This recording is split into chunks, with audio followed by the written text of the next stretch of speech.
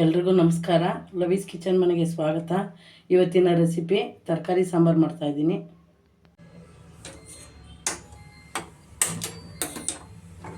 Cooker ಇಡ್ತಾಯಿದ್ದೀನಿ ತರಕಾರಿ ಬೇಯಿಸ್ಕೊಳ್ಳೋಕ್ಕೆ.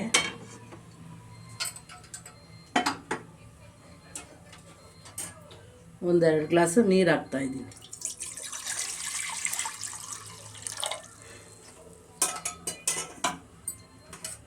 ಒಂದೆರಡು ಹಿಡಿ ತೊಗರಿಬೇಳೆ ತೊಳೆದಿಟ್ಕೊಂಡಿದ್ದೀನಿ, ಅದು ಹಾಕ್ತಾಯಿದ್ದೀನಿ.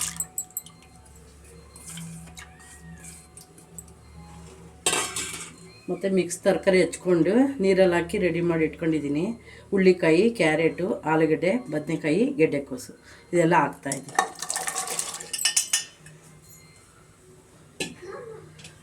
ಒಂದು ಟೊಮೊಟೊ ಮತ್ತು ಒಂದು ಈರುಳ್ಳಿ ಹೆಚ್ಚಾಕ್ತಾಯಿದ್ದೀನಿ.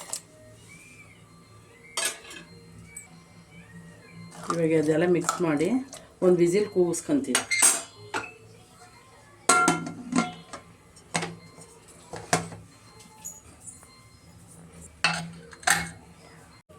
ಇವಾಗ ಕುಕ್ಕರ್ ಒಂದು ವಿಸಿಲ್ ಕೂಗೋಷ್ಟರಲ್ಲಿ ಖಾರ ರುಬ್ಕೊತೀನಿ. ಸ್ವಲ್ಪ ಕೊತ್ತಂಬರಿ ಸೊಪ್ಪು, ಒಂದು 5 ಸ್ಪೂನ್ ಹಸಿ ತೆಂಗಿನ ತುರಿ, ಒಂದು ಗೆಡ್ಡೆ ಬೆಳ್ಳುಳ್ಳಿ, ಒಂದು ಟೊಮೊಟೊ, ಒಂದು ಸ್ವಲ್ಪ ಹುಣಸೆಹಣ್ಣು, ಒಂದು 3 ಸ್ಪೂನು ಸಾಂಬಾರು ಪೌಡ್ರು, ಸ್ವಲ್ಪ ನೀರು ಹಾಕ್ಬಿಟ್ಟು ರುಬ್ಕೊಂಬರ್ತೀನಿ.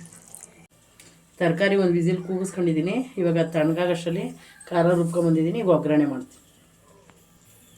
ಒಂದು 2 ಸ್ಪೂನ್ ಎಣ್ಣೆ ಹಾಕ್ತಾಯಿದ್ದೀನಿ. ಎಣ್ಣೆ ಕಾಯ್ದಿದೆ, ಸಾಸಿವೆ ಹಾಕ್ತಾಯಿದ್ದೀನಿ.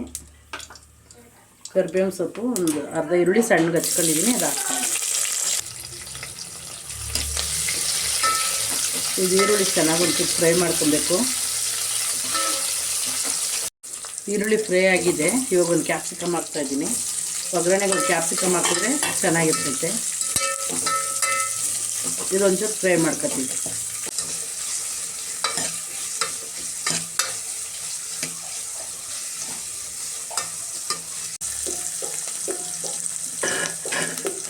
ಇವಾಗ ಖಾರ ರುಬ್ಬಿದ್ನಲ್ಲ ಅದು ಹಾಕ್ತಾಯಿದ್ದೀನಿ.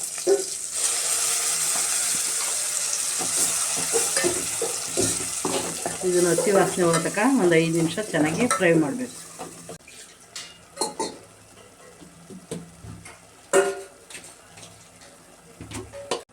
ಐದು ನಿಮಿಷ ಹಸಿ ವಾಸನೆ ಹೋಗೈತೆ.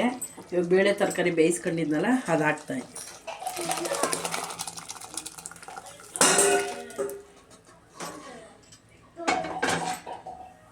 ರುಚಿಗೆ ತಕ್ಕಷ್ಟು ಉಪ್ಪು ಹಾಕ್ತಾಯಿದ್ದೀನಿ. ಇದೆಲ್ಲ ಒಂದು ಸರಿ ಮಿಕ್ಸ್ ಮಾಡಿ ಇನ್ನೊಂದು 5 ನಿಮಿಷ ಬೇಯಿಸ್ಕೊಬೇಕು.